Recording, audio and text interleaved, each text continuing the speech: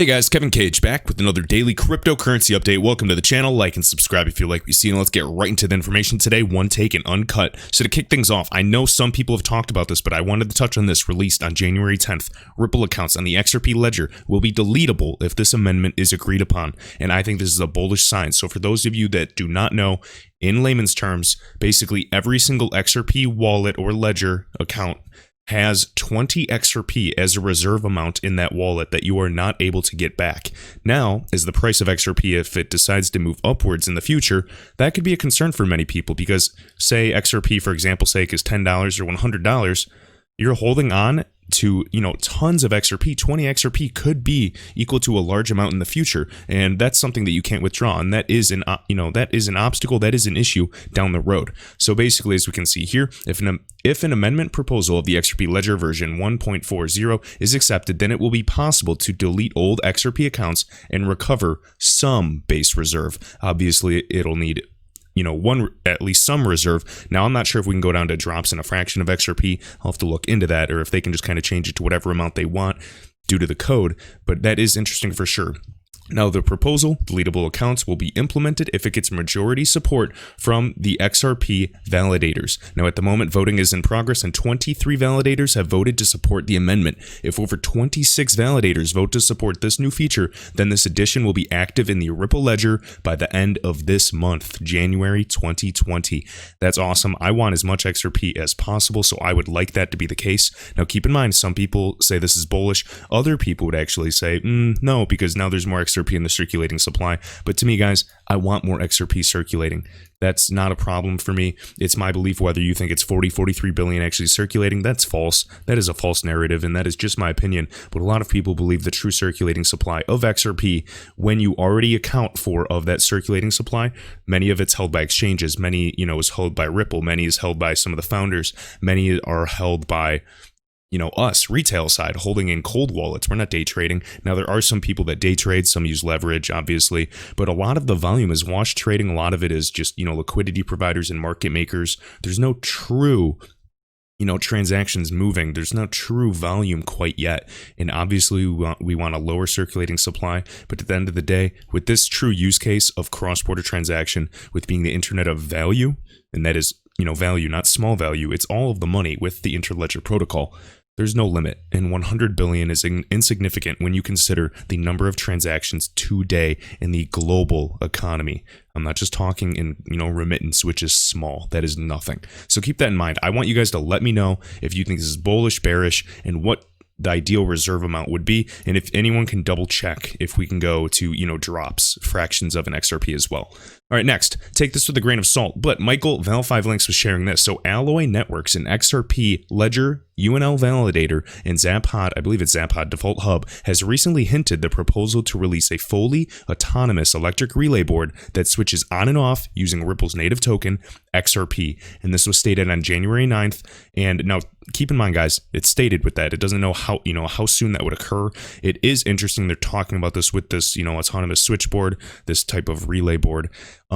Hopefully a lot of other groups follow suit. I think it's an interesting concept. I was trying to look and see if this is Alloy Networks. I mean, this could be such a small group. So, I'm not really saying this is going to happen and being all hypey, but it is interesting to consider that concept when it can switch on and off to utilize XRP when you need that on-demand liquidity. It is as simple as flipping a switch, and I like that versatility, that adaptability. Next, I am Legion. I do like this tweet. So IOV, Internet of Value, guys, keep in mind, with Interledger Protocol, the infrastructure of the Internet of Value, we already have the Internet of Information. I know all of you have seen all of these with real-time gross settlement systems getting innovated with the XRP Ledger by NTT, one of the, it's in the top either 4 or 6 largest IT firms in the world. They own a bunch of groups, and they've actually done this document as well for XRP, working with Ripple. So keep that in mind. You can obviously see all the native, we got, Fedwire, ACH, we got SEPA, however you want to say it, Target 2. We have all kinds of types of, real-time gross settlement systems. We have the local payment rails. Keep this in mind with the central banks in the correspondent banking network, okay? So what's interesting is this. I like this, and this is, what he is saying. And I'm not sure if he's quoting someone or just the concept. So first, central banks adopt interledger protocol. So all their ledgers, all their payment networks are easily connected. The piping is there. Second, the banks do so. All right, so now the banks can communicate with the central banks, the top dogs. Third, the big tech adopts it. Big tech, fintechs, any large groups that, can help with integration, process payments, you name it, adopts it. Fourth, everybody uses it. You and I like that. So the interledger protocol, first step. Of course, we already know Bank of England, BOJ, Bank of Japan, one of the biggest banks in the world. We've got, MAS or MAS, however you want to say it. And then European Central Bank, the ECB. So keep in mind, these are behemoths. I thought this was interesting. And I'm really just kind of, sharing this again for any newcomers that have not seen these documents. You can literally just type in like NTT data, XRP, Ripple, RTGS, like real-time gross settlement systems. I have the link. I've linked it multiple times on Twitter as well. If you want me to relink it, I'm happy to do so, but I do have past videos where I pinned it in the comments, so check out my playlist as well. All right. Next, something interesting. Matthew Linney. So Ripple partner, Finabler. Their ecosystem includes central banks and large FIs. The digital transformation is happening, so this is no surprise, obviously. You can see these huge groups. We know the connections with Finabler, we know with Finastra, we know with CLS, we know with Accenture. Should not surprise you, but I do want to show, the extent that everything truly is connected.